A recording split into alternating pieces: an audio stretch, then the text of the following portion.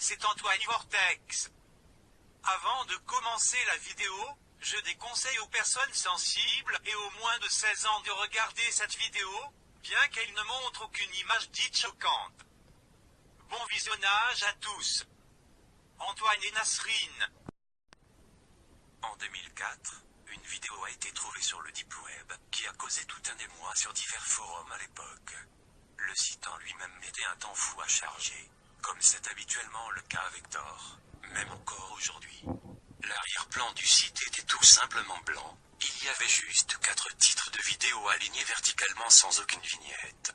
Ces vidéos étaient téléchargeables et étaient simplement intitulées Farm 1, Farm 2, Farm 3 et Farm 4.avi.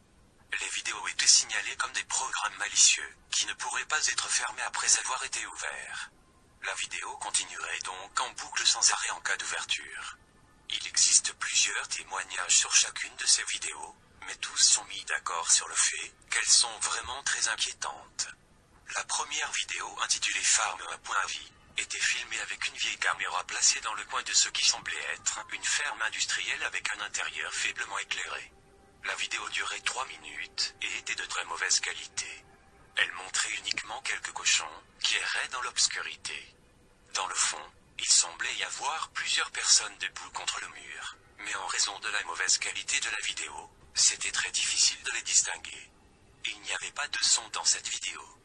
Dans Farm 2.avi, un drapeau sud-africain est visiblement accroché à l'un des murs. La qualité était un peu mieux cette fois-ci, avec quelques sons qui ressemblaient à des grésillements forts et constants. Les porcs continuaient de errer dans leurs enclos. La vidéo durait environ 4 minutes cette fois, et pendant les 30 dernières secondes de la vidéo, les porcs semblent paniquer et se mettre à tourner en rond, comme si quelque chose les avait surpris. Un gros objet peut être légèrement aperçu atterrissant dans l'enclos, mais impossible de savoir de quoi il s'agit. Farm 3 et Farm 4.avi étaient déjà beaucoup plus inquiétantes. Farm 3 durait 4 minutes, environ, tandis que Farm 4 en durait 10.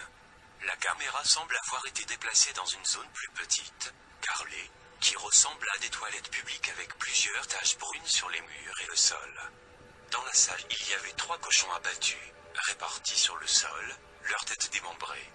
La caméra était placée au niveau des pieds. Une personne portant des bottes Wellington peut être aperçue marcher en face de la caméra et encerclant les 3 cadavres.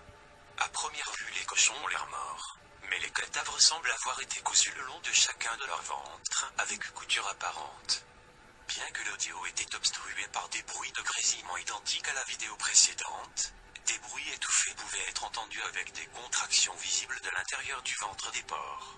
Vers la fin de la vidéo, il semble y avoir quelque chose qui ressemble à une jambe d'enfant qui entre dans la pièce, mais encore une fois, c'est difficile à voir, et la vidéo stoppe net lorsque l'homme frappe le ventre d'un des porcs, qui commençait à s'agiter.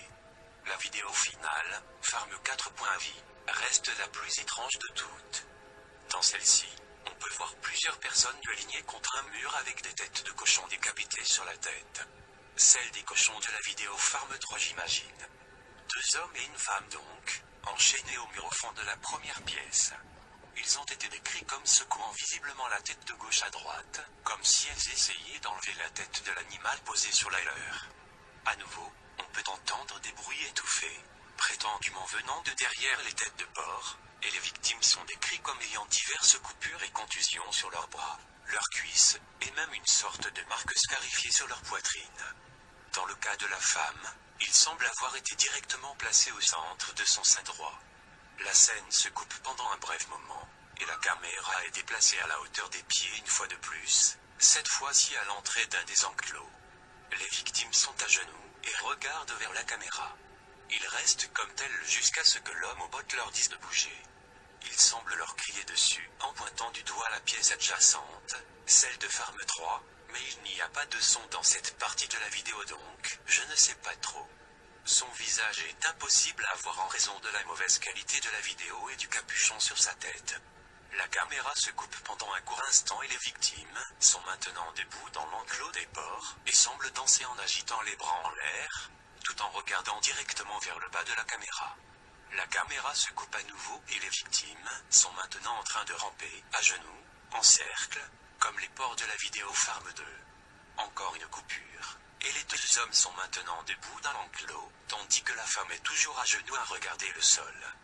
L'homme de la vidéo 3 semble ensuite frénétiquement pointer du doigt les deux hommes et la femme. Les hommes semblent réticents à obéir jusqu'à ce qu'ils commencent à nouveau à pointer du doigt la pièce adjacente, celle qui ressemble à des toilettes publiques. Les hommes commencent alors à toucher à contre-cœur leur partie intime, et Dieu sait ce qui arrive ensuite. La vidéo coupe pour la dernière fois montrant à nouveau le trio se promenant en cercle. Au bout d'un moment, la femme se stoppe et commence à pleurer. Les deux hommes s'arrêtent également et semblent essayer de la réconforter en lui tapotant le dos et en essayant de chuchoter, bien que tout ce qui peut être vu sont les têtes de porc, qui se rapprochent un peu plus d'elle. L'homme aux bottes arrive donc dans le champ de la vidéo, et se remet à pointer du doigt l'autre salle. Les victimes semblent paniquer, et commencent à gesticuler de désespoir. L'homme aux bottes disparaît dans la salle voisine pendant un moment puis amène le corps décapité d'un des cochons. Il sort un couteau de boucher, et commence à poignarder le ventre du cochon. Un cri étouffé peut clairement être entendu à travers les grésillements. Celui-ci vient de la femme tandis qu'elle et les deux hommes tentent désespérément de grimper par-dessus l'enclos en direction de l'homme aux bottes. On suppose donc que l'enfant, ou les enfants aperçus à la fin de la vidéo farment de se trouver à l'intérieur des cadavres de porc et étaient tués si les victimes n'obéissaient pas. La vidéo se termine alors brusquement avant de se répéter sans arrêt. Bien entendu, les services de police sud-africains ont été informés de l'existence de ces vidéos, et beaucoup de fermes de la région ont été perquisitionnés dans l'espoir de trouver de quelconques preuves de ces activités. Malheureusement, les lieux aperçus dans la vidéo ne montrent aucune caractéristique particulière, ressemblant à une zone d'élevage industriel classique. De plus, en raison du nombre de disparitions dans la région et du manque de moyens, l'enquête a été clôturée et étiquetée comme un canular. Les vidéos et liens vers le site sont paraît-il toujours en circulation à ce jour.